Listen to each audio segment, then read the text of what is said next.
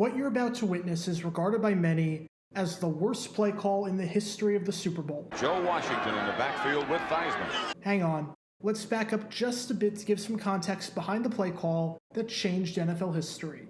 January 22nd, 1984. Super Bowl XVIII down in Tampa Stadium between Washington and the Los Angeles Raiders. Washington has a chance with a win here to become the team of the 1980s, and we can begin talking about Joe Gibbs creating a dynasty. The year before, they went 8-1 in the 9-game strike-shortened season, and defeated the Miami Dolphins at Super Bowl XVII to win their first Super Bowl in franchise history. In 1983, Washington picked up right where they left off. They went 14-2. They had won 11 straight games entering the Super Bowl. They scored 541 points in 16 games, which was an NFL record. For some perspective, up until that point in NFL history, no team had ever crossed the 500-point threshold. And here was Washington, breaking the record by 62 points. This team was stacked. They had the MVP of the league at quarterback in Joe Theismann. They had John Riggins at halfback, who scored an NFL record 24 rushing touchdowns. For some perspective, prior to this, the record for most rushing touchdowns in a single season was 19. Riggins broke the record by over 25%. They had an unbelievable offensive line, featuring 3 guys who made the Pro Bowl that season in Joe Jacoby, Russ Grimm, and Jeff Bostic. And at wide receiver, they had Charlie Brown, who made the Pro Bowl, and Art Monk, who would eventually wind up in the Hall of Fame. If Washington goes on and wins this game, not only are we looking at a potential dynasty, but we're looking at arguably the greatest team in NFL history. Who's standing in the way? None other than the Los Angeles Raiders, looking to win their 3rd Super Bowl in 8 years. Much like Washington, the Raiders were an offensive juggernaut during the 1983 season, leading the AFC with 442 points. Jim Plunkett threw a career-high 20 touchdown passes. Marcus Allen ran for over 1,000 yards. Todd Christensen was the best tight end in all of football, leading the NFL with 92 receptions. And they had a stacked defense featuring 5 Pro Bowlers, including Howie Long, Ted Hendricks, Ron Martin, Lester Hayes, and Van McElroy. On paper, this Super Bowl was set to be an all-time classic. Instead, Washington gets off to a super slow start. First drive for them, and Jeff Hayes gets his punt blocked by Derek Jeter. And on their second drive, Mark Moseley, who won the league MVP the year before, misses a 44-yard field goal wide left. Third and fourth drive, and they're punting. And after Washington's 4th drive, the Raiders go 65 yards in 3 plays to take a 14-0 lead. When the teams met in the regular season, Washington won and scored 37 points. But 4 drives into this one, and this Washington offense, regarded at the time as the greatest in NFL history, was being shut down. After a 6-minute drive, Washington finally gets on the board, as Mark Moseley hits a 24-yard field goal to make it 14-3. The Raiders try to get some points before the half, and while they're able to get down to Washington's 37-yard line, they're eventually forced to punt it away. With 12 seconds left, Washington has the ball on their own 12-yard line. Conventional wisdom here says to go into the half down by 11, and don't take a chance on anything, especially since you get the ball to start the second half. But as you can probably tell, that's not what Joe Gibbs decides to do. He decides to try and make something happen before the half. And what happens next is regarded by many as the worst play call in the history of the Super Bowl. Roll the tape.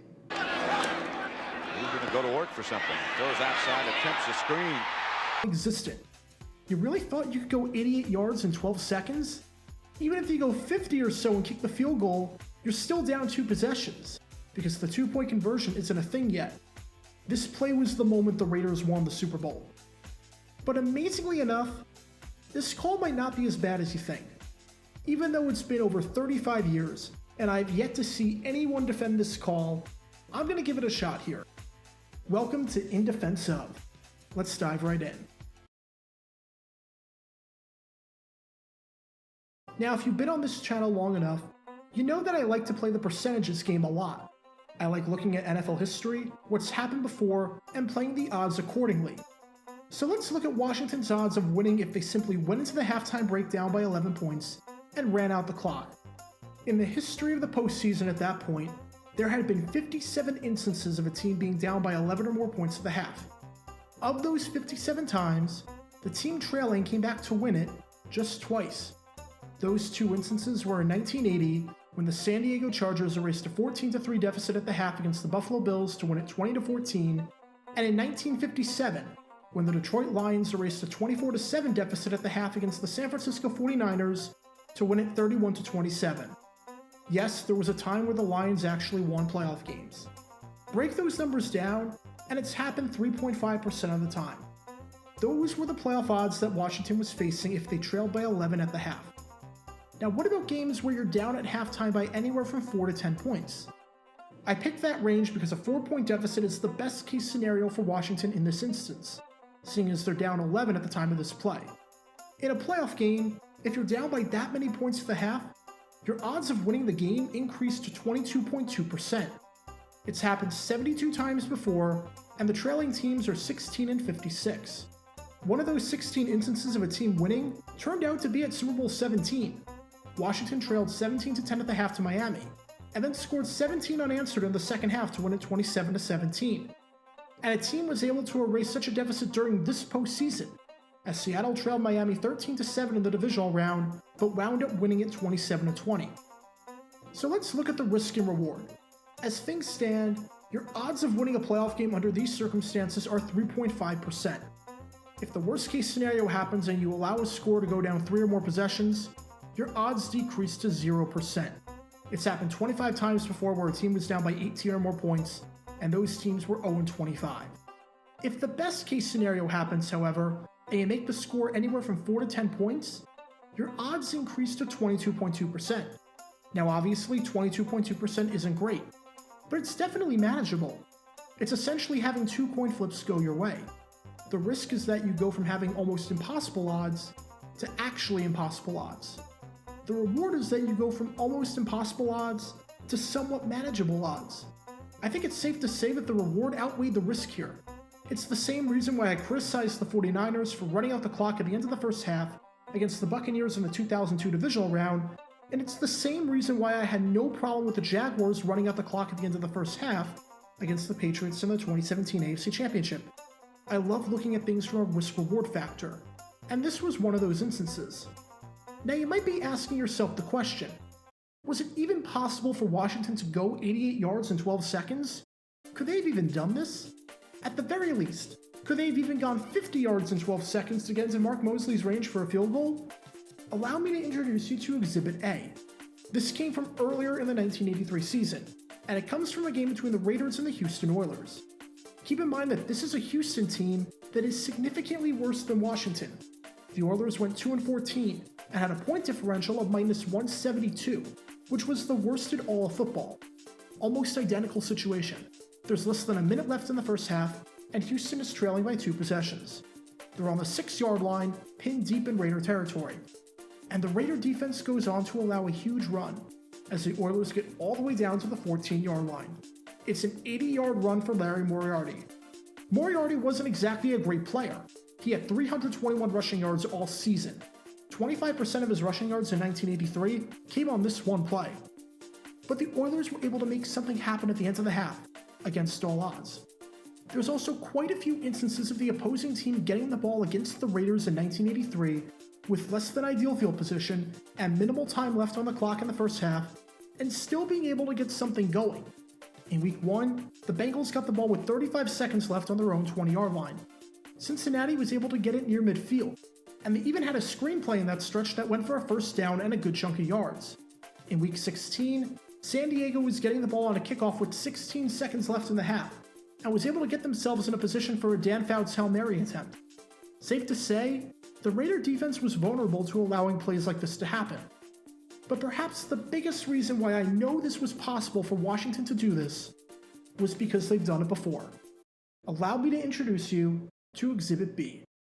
This comes from their regular season meeting at RFK Stadium back on October 2nd, 1983. This is pretty much the exact same yard line. Joe Gibbs and the offense dial up the Rockets screenplay that looks eerily familiar to the one they ran at the Super Bowl. Theismann looks left and throws the screen to the right. And this one goes down to the 21-yard line, just outside of the red zone. It's a 68-yard gain. This same exact play, when they ran it in the regular season, gained 68 yards. What's to say that at the Super Bowl, it couldn't have had similar success? Now hang on, you might be saying, the other team knows this play is coming if you ran it once against them already. Why would you be that stupid and run it twice? Especially from almost the exact same yard line. And the answer to that question is simple. It wasn't the same play. Look at what they ran in the regular season. 2 receivers out wide, 2 tight ends, and a running back. It's 12 personnel. In the Super Bowl, look at what they run. It's 3 out wide, 1 tight end, and a running back. It's 11 personnel. Yes, they ran the same concept, but this isn't the same exact look. Brilliant in a way. Line 3 receivers up, have them go deep, and then throw the screen pass to catch everyone off guard. It was just the regular season version of the rocket screen went to the near side. The Super Bowl version of the rocket screen went to the far side. Washington had a concept that they loved against the Raiders, seeing as it worked before, and decided to run it, but to flip the play and change the personnel so that it looks different. Turnover pro machine to be smart. He was trusting an MVP quarterback, a Pro Bowl quarterback, and Super Bowl champion quarterback Joe Theismann to hold on to the ball here. The same quarterback that threw for 417 yards, 3 touchdowns, and no interceptions in the regular season matchup against the Raiders. The same quarterback that threw just 1 interception in Washington's 2 playoff games that year.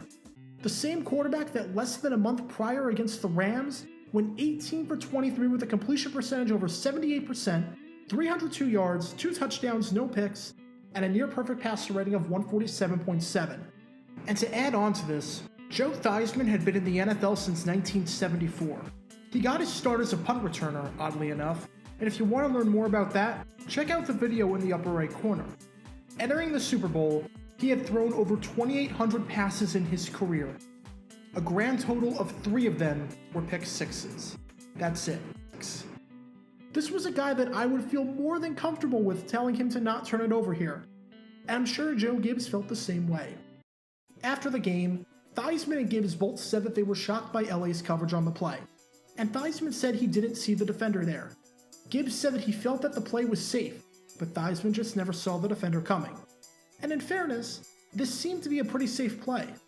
The safest pass play in football is a screen, and that's exactly what this was. This was just a case of an MVP quarterback not seeing a defender. I can't exactly fault the coaching for that one. 38-9. And it's clear after this moment that there was no coming back. The Raiders had all the momentum going to halftime, and Washington's odds went from near insurmountable to practically impossible with this play. But when you consider the fact that the reward outweighed the risk, the fact that the Raiders had been beat at the end of the first half before in similar situations, the fact that Washington had the best offense in football and an MVP at quarterback, and the fact that we're a massive game, this is one decision you can definitely make a defense for. Special thanks to all of our Patreon supporters for helping out the channel. Your support is greatly appreciated. See how you can become a patron and request future video topics in the description below.